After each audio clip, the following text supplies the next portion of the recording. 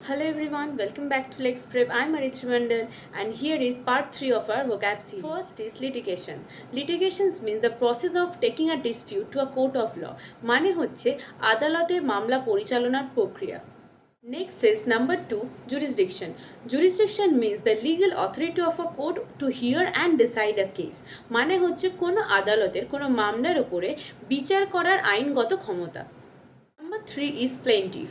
Plaintiff means a person who brings a case against someone in a court. মানে যে কোনো ব্যক্তি যে অন্য কোনো ব্যক্তির বিরুদ্ধে আদালতে মামলা করে। Next, number 4 is defendant. Defendant means a person who is accused or sued in a court case. মানে হচ্ছে যার বিরুদ্ধে আদালতে মামলা করা হয়েছে তাকে আমরা defendant বলি।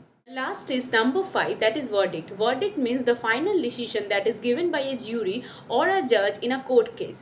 মানে হচ্ছে আদালতে জাজের দ্বারা বা জুরির দ্বারা দেওয়া চূড়ান্ত রায়। প্রতিদিন এরকম 1 মিনিটে 5টা করে ভোকাব শিখতে গেলে আমাদের চ্যানেলটা এক্ষুনি সাবস্ক্রাইব করে নাও আর আমাদের CULT পেড আর ফ্রি ব্যাচের ডিটেলস জানতে হলে নিচে দেওয়া নম্বরে অবশ্যই কন্ট্যাক্ট করতে পারো।